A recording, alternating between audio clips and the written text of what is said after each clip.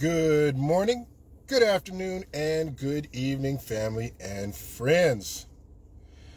This is the last week for early voting. If you have not voted, make sure you check for your polling locations for November voting for the election. Watch out for places that have weird polling times, or they may have strange rules, like if your last name begins with A through K, you can only come between these hours, and L through Z can come through these hours. So make sure you check that so that you're not caught off guard. Today I want to talk about something that I call selective morality and how it applies. Now, most of you that know me, that worked with me, or, we've worked together, I've been in sales for probably over 20 years, okay? And in that time, I've learned that there's two types of sales. There's the logical sale for need, and then there's the emotional sale for want. Wants versus needs, emotional versus logical, okay? Here's an example. You have two guys come up to a dealership. One of them, he walks into the dealership because his car broke down 3 blocks away. He's at that dealership because he needs another car because his old car no longer works, okay? The second person drives up in a 2-year-old car with less than 30,000 miles on it. They don't need a new car. But the salesperson convinced them that they want an upgrade. And instead of getting a sedan, you convince them that they get the, Camaro or a Corvette. Wants versus needs, okay? I bring that up because of selective morality.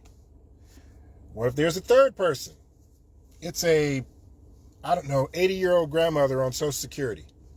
Are you going to try to put her into a $150,000 Corvette, or are you going to get her into an economy car? That's where your selective morality comes in. What type of person are you? All right? Now, logically, this election, you have a candidate who is a millionaire or a billionaire, whatever he wants to call himself, okay? In no world is it logical to think that this millionaire/billionaire knows what you need, okay? He has wants. He doesn't have very many needs, but he probably has a lot more wants than he has needs. Whereas you, my good fellow, my good friends, you have more needs than you do wants. You need stuff to get by. Trump doesn't need much. So how is it logical to think that this guy can tell you what's best for you when his wants and needs are so far out of balance to yours? It's mind-boggling. Mind-boggling. Doesn't even make sense. What I have noticed is that Trump is a good salesperson, but he doesn't sell logically on what you need. He sells emotionally off of fear. What Trump sells is fear. Fear that white people will be replaced by immigrants. You see how second-class citizens and immigrants get treated, and you don't want that for you. He sells you on that fear. Oh, illegals are bad. They're going to replace you. You're going to be second class. Fear. He sells you the fear that untrained, unskilled, non-English speaking people can come and take your job. That never made sense to me. But that's fear. Okay? In the 80s, we had the war on drugs, and it was black people who we need to go to war and get these drugs because they're poisoning our community. Now it's illegals. It's immigrants.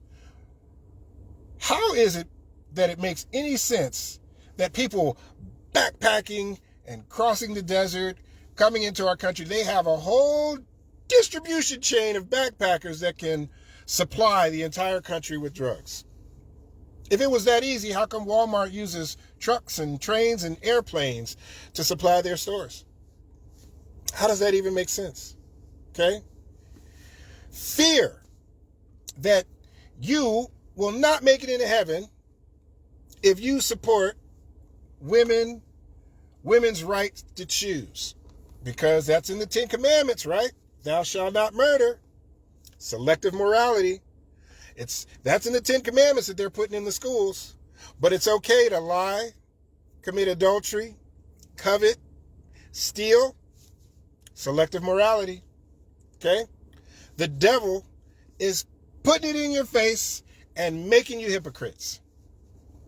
You're worried about heaven and hell? Well, the devil is making you a hypocrite. Okay? Those who gain power and money through exploitation are not shy about lying and cheating to keep it. It's not hard to figure out. Okay? Now, I'd like to say that I'm pretty good at sales, and those that are, like I said, that work with me and know me, you always see I'm a top G. I was always on the leaderboard, okay? But I was very selective in my morality on who I sold to. I wasn't going to sell some useless Tupperware or designer yoga pants or whatever it is, people are, cell phone plans to some grandmother on Social Security that didn't need it. I wasn't going to do that, okay? My slate is clean, okay? But I've noticed that for a lot of people, your principle only goes as far as opportunity. People are willing to overlook sin if they feel that person can help them. You're willing to overlook Trump's sins because you feel like he can help you with your fears. You're being sold. You're being sold a bill of goods that's worthless. Nobody likes to be sold, so you want to buy. You rather feel like a buyer than somebody sold you. Okay, well, Trump supporters are buying into the fear. All right? You're willing to overlook the sin because you feel like he can help you with your fears. Just like you, Ted Cruz. You're willing to overlook Trump talking about your wife because you feel like he can help you stay in office and stay in power and stay in money. That's why I can't stand you swarmy, swampy, pitiful individual. Ugh, I can't stand Ted Cruz. Whew. Don't forget, if you haven't early voted, check with your polling location and make sure they don't have some funky rules about when you can vote in November, like if it's based on your last name, letter, or anything goofy like that, or if they change the hours that they're open and say, oh, you can only vote from noon to 2 or from 4 to 5, just make sure if you're planning on voting in November, which I hope most of you are, that you make sure that you don't get caught in some weird space like that. Don't forget, don't let them off the hook. Don't let them sell you on that fear. And pay attention to that selective morality when you hear people talking about thou shalt not murder, but it's okay to lie. It's okay to commit adultery. It's okay to covet. It's okay to steal. That hypocrisy, I'm not letting it slide. Thank you. And you guys have a good afternoon. Don't forget to vote.